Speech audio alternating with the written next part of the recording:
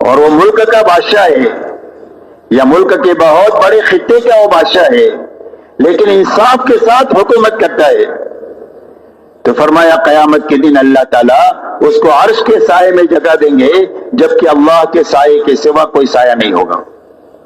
اتنا بڑا مقام قیامت کے دن اللہ تعالیٰ اس کو عطا فرمائیں گے انصاف کے ساتھ حکومت کرنے کے نتیجے میں۔ اس کی حکومت دنیا نہیں ہے، اس کا حکومت کرنا دین ہے۔ جس طرح دینداروں کو اللہ نوازیں گے، ایسا اس بادشاہ کو بھی انصاف کی بنیاد پر اللہ نوازیں گے۔ اس لیے میرے دوستو، یہ محنت اس بات کی ہے کہ ہر مسلمان دنیا کے جس کونے میں بھی ہے، جس ملک میں بھی ہے، اور جس مشغلے میں بھی ہے، اور جس حال میں بھی ہے، اس حال میں اللہ کے حکم کو سیکھ لے اور نبی کے طریقے کو معلوم کر لے، اور اپنی زندگی کے اس شعبے میں رہتے ہوئے اور اس حال میں رہتے ہوئے حکم کی پابندی کے ساتھ جی لے اور طریقے کی پابندی کے ساتھ جی لے، اللہ اس حال میں اور اس سبب میں رکھ کر اس کو کامیاب کر دیں گے۔ یہ محنت اس بات کی ہے میرے دوستوں۔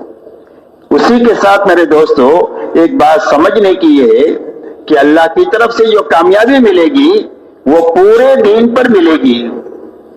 اسی لیے اللہ تعالیٰ ایمان والوں سے مخاطب ہے، یا ایھا الذین آمنوا ادخلوا فی السلم کافۃ ولا تتبعوا خطوات الشیطان انہ لکم عدو مبین۔ اللہ جل شانہ قرآن پاک میں ارشاد فرماتے ہیں کہ اے ایمان والو، اسلام میں اور دین میں پورے داخل ہو جاؤ اور شیطان کے نقش قدم پر مت چلو، اس لیے کہ شیطان تمہارا کھلا ہوا دشمن ہے۔ جب زندگی میں دین پورا ہوگا تو اللہ کی طرف سے وعدے سارے قرآن میں کیے ہوئے پورے ہو جائیں گے، اور اللہ تعالیٰ کامیابی کے اسباب دنیا میں پیدا فرما کر ان کو کامیاب کر دیں گے۔ اور جب زندگی میں دین ادھورا ہوگا تو دنیا میں نقد مصیبتیں آئے گی۔ فرمایا ما اصابکم من مصیبت فبما کسبت ایدیکم ویعفو عن کثیر۔ اللہ فرماتے قرآن پاک میں، جو مصیبت بھی تمہارے پاس آ رہی ہے وہ تمہارے ہاتھوں کے غلط کاموں کی وجہ سے آ رہی ہے، اور بہت ساری غلطیاں تو وہ ہے جو اللہ تعالیٰ معاف فرما دیتے ہیں۔ فرمایا وَلَنُذِيقَنَّهُم مِّنَ الْعَذَابِ الْأَدْنَىٰ دُونَ الْعَذَابِ الْأَكْبَرِ لَعَلَّهُمْ يَرْجِعُونَ۔ اللہ فرماتے ہیں کہ بڑا عذاب جو موت سے شروع ہوگا، اس سے پہلے دنیا میں چھوٹی چھوٹی تکلیف کی شکلیں ہم پیش کر کے دنیا میں اس لیے بھیجتے ہیں تاکہ اپنی غلط زندگی سے یہ توبہ کر کے اللہ کی طرف رجوع کرے۔ یہ بھی ایمان والوں کے حق میں رحمت ہوتا ہے کہ اللہ کی طرف رجوع کی توفیق مل جاوے۔ اس لیے میرے دوستو، دنیا میں جب دین ادھورا ہوگا تو دنیا میں نقد مصیبتیں آئے گی۔ جو کوئی بھی مصیبت اس وقت میں دنیا میں نظر آ رہی ہے، اپنی انفرادی اور اجتماعی زندگیوں میں اور اپنے چھوٹے بڑوں کے اوپر، وہ سارے حالات دنیا میں جو ہے یہ دین کی کمی کی وجہ سے ہے۔ تو محنت اس بات کی ہے کہ ہر ایمان والے کی زندگی میں پورا دین آئے اور اپنی حقیقت کے ساتھ آئے۔ اسی لیے اللہ جل شانہ ہر ایمان والے مرد اور عورت سے یہ مطالبہ کرتے ہیں کہ اسلام میں اور دین میں پورے داخل ہو جاؤ، اور شیطان کے نقش قدم پر مت چلو، شیطان تمہارا کھلا ہوا دشمن ہے۔ تو پورا دین پر داخل ہونے کے کیا معنی ہے؟ اللہ تعالیٰ نے 2 لائن کے احکامات عطا فرمائے ہیں۔ ایک کرنے کے لائن کے احکامات دیے ہیں اور ایک بچنے کے لائن کے احکامات دیے ہیں کہ یہ کرنا ہے یا نہیں کرنا۔ کرنے کے جتنے کام بتائے ہیں ان سارے کاموں کو کرنا، اور جتنی بچنے کی چیزیں ہیں ان ساری چیزوں سے بچنا، یہ پورا دین ہے۔ اسی لیے علماء یہ فرماتے ہیں کہ اس آیت کریمہ کے شان نزول کے بارے میں مفسرین نے یہ لکھا ہے کہ آیت اتری ہے حضرت عبداللہ ابن سلام رضی اللہ تعالیٰ عنہ کے بارے میں، جو اسلام سے پہلے ایک سچے آسمانی مذہب کے ماننے والے تھے۔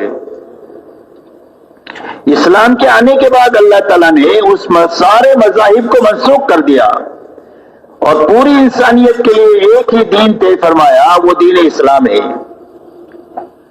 اس مذہب میں جس کے وہ ماننے والے تھے، اس میں اونٹ کا گوشت کھانا منع تھا۔ ان کے دل میں یہ بات آئی کہ اب میں نے اسلام قبول کر لیا ہوں، اسلام میں اونٹ کا گوشت کھانا حلال ہے، فرض واجب تو نہیں ہے۔ اگر میں نہ کھاؤں تو میرا اسلام پر بھی عمل ہو جائے گا اور پہلے مذہب کو جس کو میں مانتا تھا اس پر بھی عمل ہو جائے گا۔ ایسے اچھے جذبے سے ایک مباح چیز کو چھوڑ دیا، کوئی فرض نہیں چھوڑا، کوئی واجب نہیں چھوڑا، کوئی گناہ کا کام نہیں کیا، ایک مباح چیز کو چھوڑ دیا۔ مباح ایسی چیز کو کہتے ہیں کہ جس کرو تو بھی ٹھیک ہے، نہ کرو تو کوئی بات نہیں۔ اس پر اللہ کی طرف سے قرآن میں آیت اتر رہی ہے کہ اے ایمان والو، اسلام میں پورے داخل ہو جاؤ اور شیطان کے نقش قدم پر مت چلو، اس لیے کہ شیطان تمہارا کھلا ہوا دشمن ہے۔ کہ اب اسلام کے آنے کے بعد کسی اور مذہب کی طرف، کسی اور تہذیب اور تمدن کی طرف، دنیا کے کسی اور طور طریقوں کی طرف تمہارا للچائی ہوئی نگاہوں سے دیکھنا اور اس کو اپنے دل میں پسند کرنا، اللہ اس کو برداشت نہیں کریں گے، اس لیے کہ ہم نے دین تمہارے پر پورا اتار دیا ہے۔ الیوم اکملت لکم دینکم واتممت علیکم نعمتی ورضیت لکم الاسلام دینا۔ ہم نے دین پورا تمہارے لیے اتار دیا ہے اور اپنی نعمتوں کو تمہارے پر تمام کر دیا ہے، اور ہم نے دین اسلام تم کو پسند کر کے دیا ہے۔ اب ادھر ادھر تاک جھانک کی اجازت نہیں کہ بھئی مجمع جاگ رہا ہے کہ سو رہا ہے؟ جاگ رہا ہے ماشاءاللہ، لیکن یہاں پر میں اوپر بیٹھا ہوں نا، مشورے سے مجھے اوپر بٹھایا ہے تو نظر آتا ہے کون جاگ رہا ہے کون سو رہا ہے۔ تو اس کے لیے آپ حضرات سے ہماری درخواست ہے کہ بھئی آنکھیں کھولیں اور جاگ کر پوری بات سنیں۔ پوری بات سننا ضروری ہے۔ ہر مجلس کا رنگ الگ ہوتا ہے، ہر مجلس میں ضروری باتیں الگ الگ ہوتی ہیں، وہ ساری مل کر اجتماع کے ختم پر کام کی ایک شکل ذہنوں میں بنے گی، اور اگر مجلس سے ایسی ہی ضائع ہو گئی تو پھر اخیر میں جا کر جیسے آئے تھے ایسا ہی واپس ہو جائیں گے۔ اس لیے ایک بڑے کام کے لیے ہم سب جمع ہوئے ہیں، اور اتنا بڑا انتظام ایک بڑے کام کے لیے ہے، اور کام یہ ہے کہ ہماری زندگی مقصد پر آئے کہ اللہ تعالیٰ نے ہم کو دنیا میں کیوں پیدا کیا ہے، اور مقصد دین ہے، دین کی محنت ہے، عبادت ہے اور دعوت ہے، اللہ کے کلمے کو زندگی میں لانا ہے اور پوری دنیا میں زندہ ہو جائے، اس کی محنت ہے، یہ ہماری زندگی کا مقصد ہے، اسی کے لیے اللہ نے دنیا میں ہم کو پیدا کیا ہے۔ اس لیے میرے محترم بزرگوں دوستو، یہ محنت دعوت اور تبلیغ کی اس بات کی ہے کہ ہر ایمان والے کی زندگی میں پورے دین پر چلنے کی طاقت پیدا ہو جائے، اس لیے کہ معلومات کی کمی نہیں ہے اور دین پر چلنے کے وسائل کی کمی نہیں ہے۔ مسجد بھی ہے، مدرسہ بھی ہے، علماء کرام بھی ہے، ہر زبان میں دینی کتابیں بھی ہے، سارے وسائل ہیں دین پر چلنے کے، اور معلومات بھی ہے کہ یہ فرض ہے، یہ واجب ہے، یہ حلال ہے، یہ حرام ہے، لیکن اندر میں طاقت نہ ہونے کی وجہ سے زندگیوں میں اس پر عمل نہیں ہے۔ اچھے سے اچھا بیج ہے لیکن زمین میں استعداد نہیں ہے بیج اگانے کی، جس کے نتیجے میں کتنا بھی اچھا بیج آپ ڈالیں گے تو اگے گا نہیں۔ اس لیے میرے دوستو، یہ پوری امت میں طاقت پیدا کرنے کا کام ہے کہ فرائض پر کھڑا ہونے کی طاقت پیدا ہو جائے اور حرام سے بچنے کی طاقت پیدا ہو جائے، اور ہر ایمان والے کو اپنی دینی کمی کا پتہ لگ جائے کہ میری زندگی میں بڑی خامیاں ہیں اور میری زندگی میں بڑی کمزوریاں ہیں، اور یہ کمزوری دور ہونی چاہیے اور موت سے پہلے دور ہونی چاہیے، اور یہ خامیاں دور ہونی چاہیے اور موت سے پہلے دور ہونا چاہیے، ورنہ موت کے بعد اتنا پچھتانا پڑے گا کہ آدمی خون کے آنسو روئے گا لیکن اس کے آنسوؤں کا پوچھنے والا کوئی نہیں ہوگا۔ تو یہ خامی کا پتہ چلے اور کمزوری کا پتہ چلے، اس کے لیے تبلیغ ہے۔ اسی لیے نکلنے کے لیے کہا جاتا ہے کہ اللہ کے راستے میں نکل کر اپنے چہرے کو صحابہ کے آئینے میں دیکھے تاکہ ہماری کمی کا پتہ چلے۔ آج ہماری غلطی یہ ہے کہ ہم دین کے معاملے میں اپنے سے نیچے والوں کو دیکھنے کے عادی ہیں، اور دنیا کے معاملے میں اپنے سے اوپر والوں کو دیکھنے کے عادی ہے۔ 100 پتی 1000 پتی کو دیکھتا ہے، اور 1000 پتی لکھ پتی کو دیکھتا ہے، لکھ پتی کروڑ پتی کو دیکھتا ہے، کروڑ پتی ارب پتی کو دیکھتا ہے، ارب پتی کھرب پتی کو دیکھتا ہے، اور کھرب پتی ملک والے کو دیکھتا ہے، اور چھوٹا ملک والا بڑے ملک والے کو دیکھتا ہے۔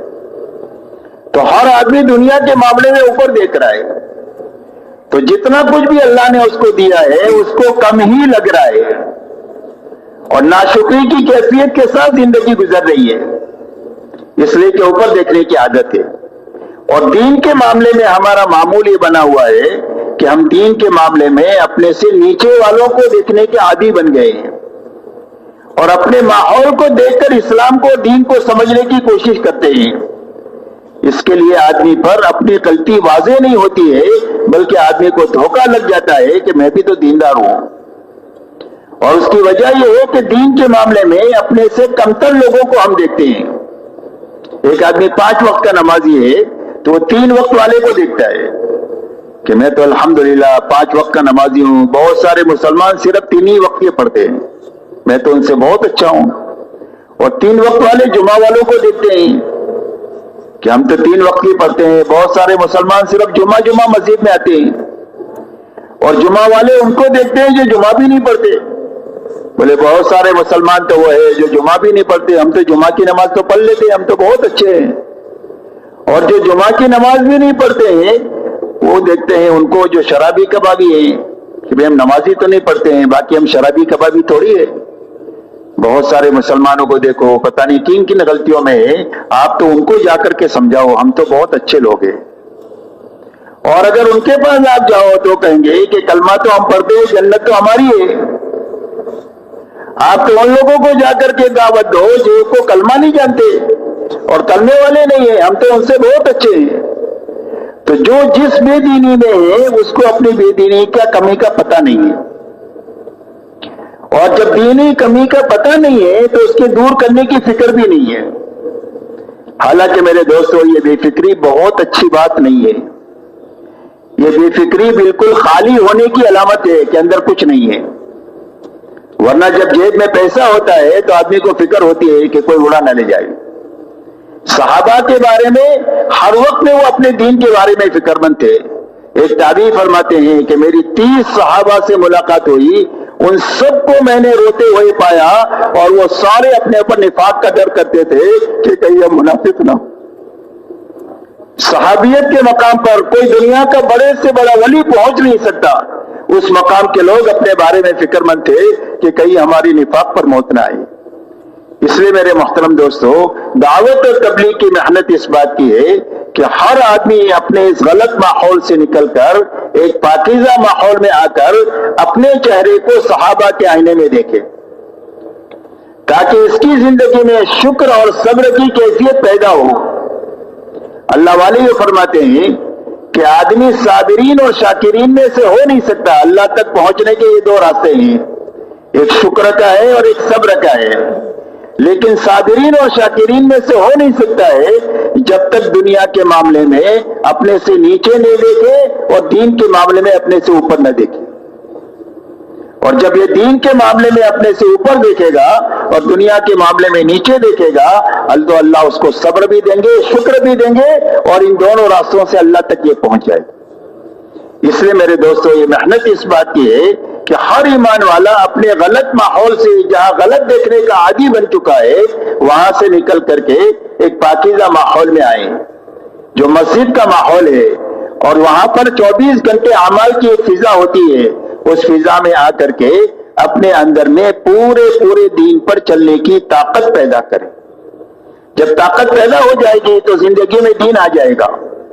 حضور صلی اللہ علیہ وسلم نے پوری امت میں پہلے محنت کر کے طاقت پیدا کیا حکموں پر چلنے کی، اور جب حکم پر چلنے کی طاقت پیدا ہو گئی، اب اللہ کی طرف سے جو احکامات آئے وہ سارے احکامات پر عمل جو ہے وہ آسان ہو گئے۔ اس لیے میرے دوستو اپنی زندگی کو صحابہ کے آئینے میں دیکھنے کے لیے تبلیغ ہے کہ ہر آدمی اللہ کے راستے میں نکل کر اپنے آپ کو صحابہ کے آئینے میں دیکھے، اس لیے کہ حق مقید ہے آپ کے ساتھ اور آپ کے صحابہ کے ساتھ۔ حضور صلی اللہ علیہ وسلم سے پوچھا گیا کہ حق کیا ہے؟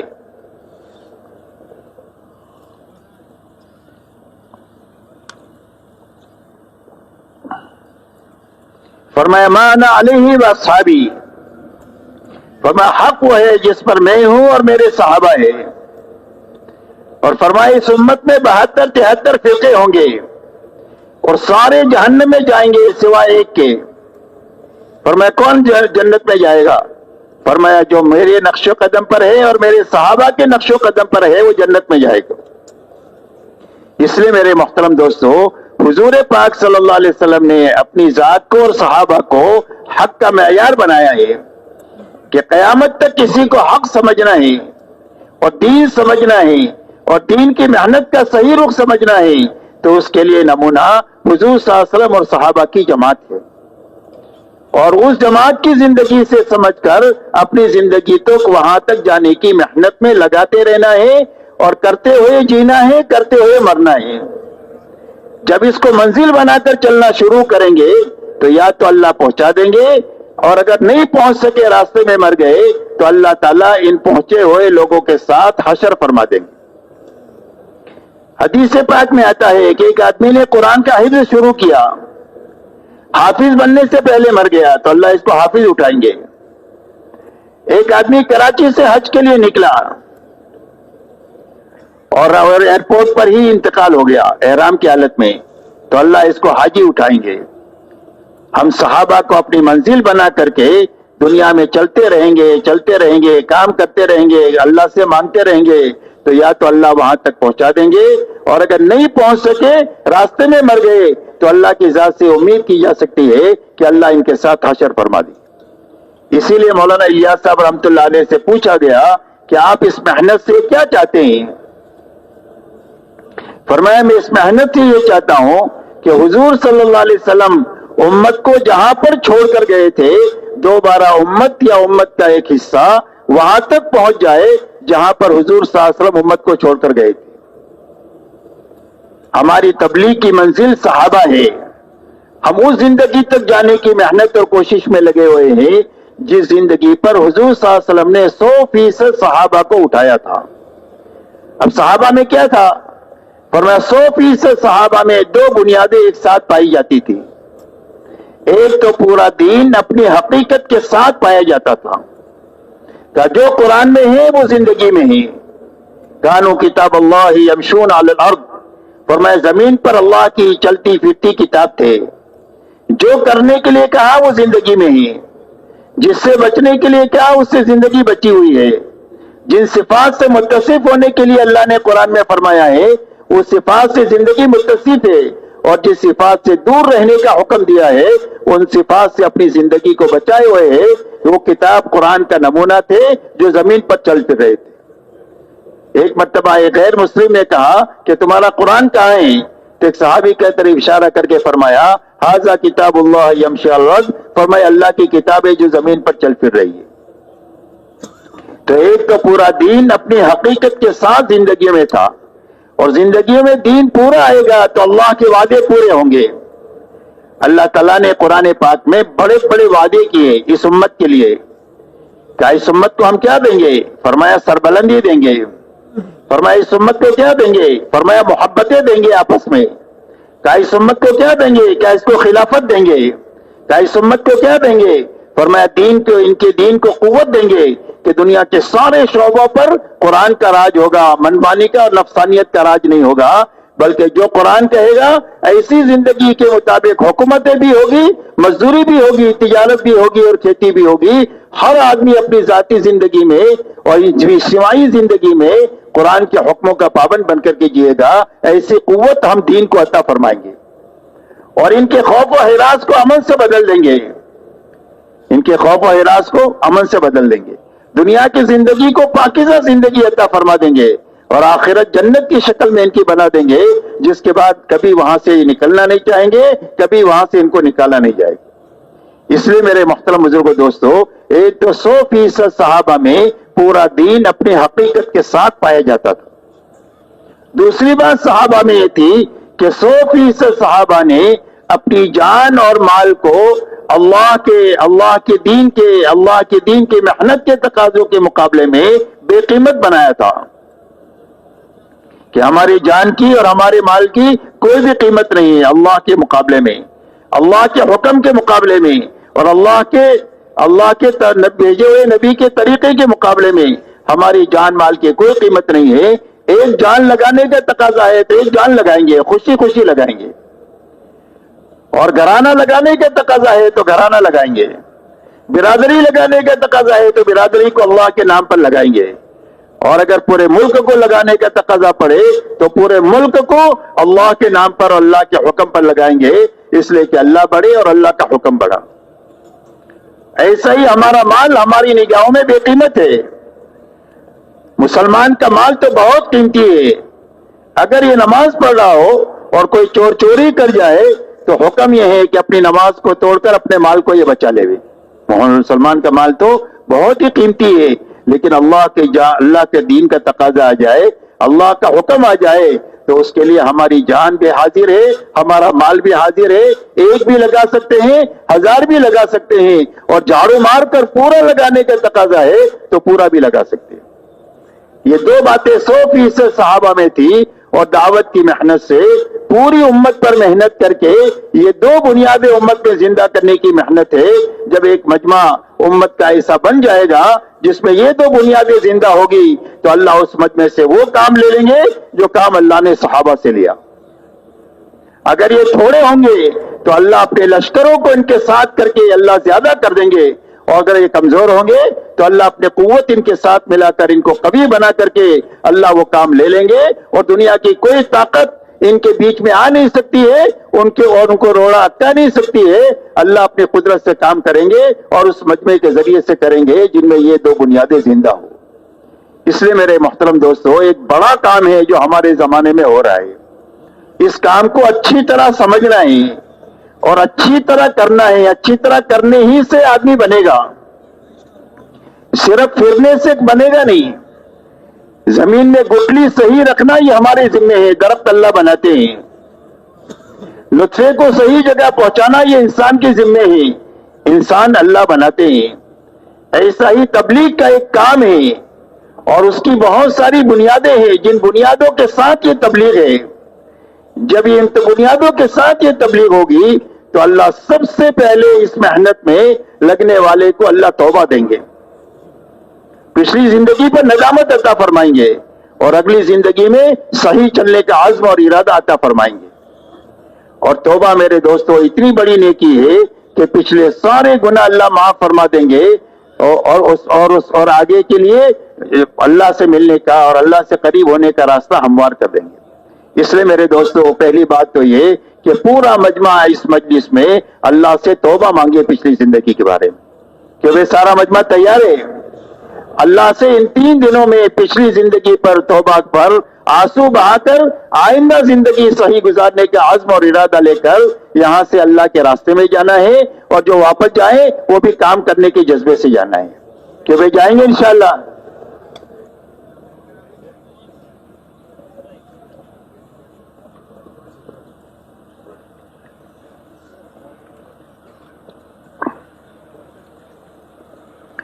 میرے محترم بزرگوں دوستو، اس لیے ایک تو پورا دین سمجھنے کے لیے اور اپنی زندگی میں لانے کی طاقت پیدا کرنے کے لیے تبلیغ ہے۔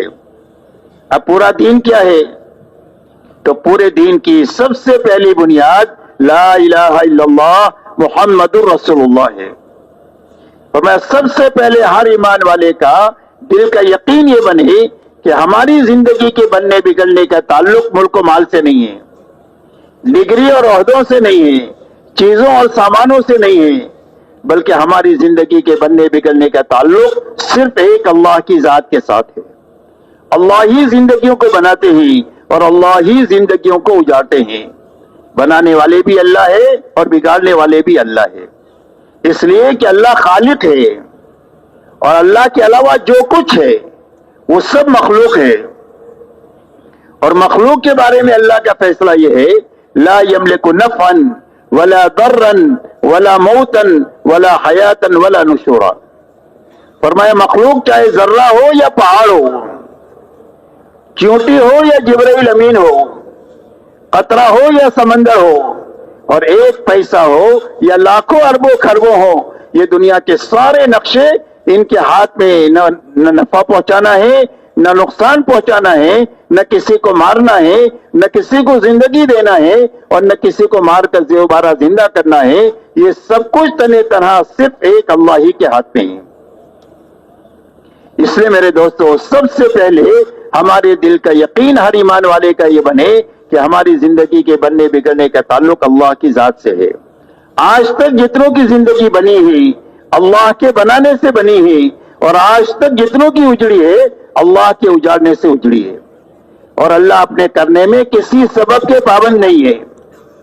اللہ کی قدرت جو ہے وہ مطلق ہے، سبب کے پابند نہیں ہے۔ اللہ نے آسمان بغیر آسمان کے بنایا، زمین بغیر زمین کے بنائی۔ اللہ تعالیٰ نے